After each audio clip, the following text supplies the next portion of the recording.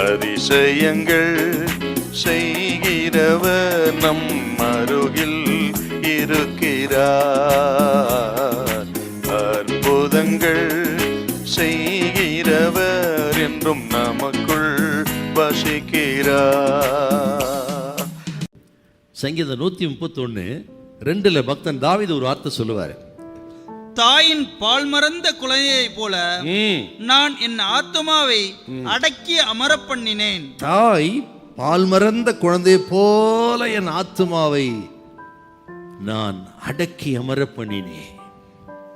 என்ன சொல்றாருன்னா, கர்த்தர் மறந்து விட்டாரோ நினைக்கும் பொழுது, கர்த்தர் தூரமா இருக்கிறாரு நினைக்கும் பொழுது, அது எதுக்கு ஒப்புமை சொல்றாரு பாருங்க. தாய் பால் மறந்த குழந்தை போல.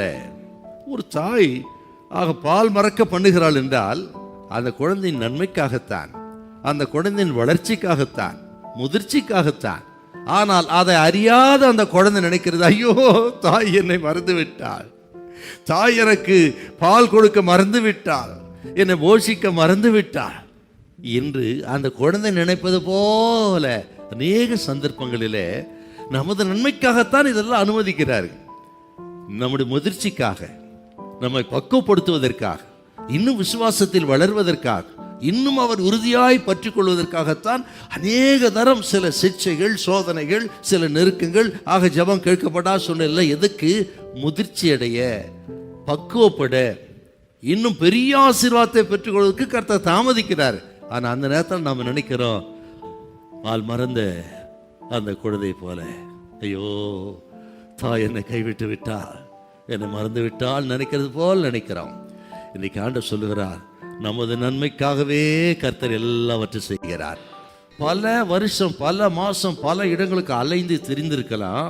இன்னைக்கு கர்த்தர் சொல்றார், நீ இனி அலைந்து தெரிவதில்லை, உன்னை நான் மறக்கவில்லை, நீ பயப்படாத. நீ கோர்ட்டு கேஸுக்கு அலைய வேண்டிய அவசியம் இல்லை, போலீஸ் ஸ்டேஷனுக்கு அலைய வேண்டிய அவசியம் இல்லை, ஆக கடன் கேட்டு அலைய வேண்டிய அவசியம் இல்லை, நடக்கவில்லை காரியம் என்று சொல்லி பல இடங்களுக்கு அலைய வேண்டிய அவசியம் இல்லை, வேலை இல்லை, அது இல்லை, இது இனி நீ அலைய வேண்டிய அவசியம் இல்லை. நான் ஒரே இடத்துல ஸ்திரமாக குடியிருக்க பண்ணுவேன், இனி நீ அலைந்து தெரிவதில்லை. உன் கண்ணீருக்கு பதில் உண்டு, உன் பெருமூச்சு சத்தத்துக்கு பதில் உண்டு. இதுவரையிலும் கர்த்தர் ஏன் கிரியை செய்யலைன்னா, கர்த்தருடைய காலங்கள் வரலன்னு அர்த்தம். கர்த்தருடைய காலங்களுக்கு அவர் காத்திருக்கிறார், நாம் ஆயத்தமாயிருப்பதுக்கு அவர் காத்திருக்கிறார். அந்த டிலே தானே தவிர அவர் நம்மை மறக்கவில்லை. ஆகவே கர்த்தர் சொல்லுகிறார், அவரது காலத்தில், அதினதின் காலத்தில் நேர்த்தியாய் அவர் செய்வார். அமர்ந்துரு, பயப்படாதிருங்க, அவர் மறக்கல. அந்த காலம் வரும் பொழுது செயல்பட துவங்குவார். அதை தடுத்து நிறுத்த யாருக்கும் அதிகாரம் இல்லை. ஹல்லேலூயா, ஹல்லேலூயா.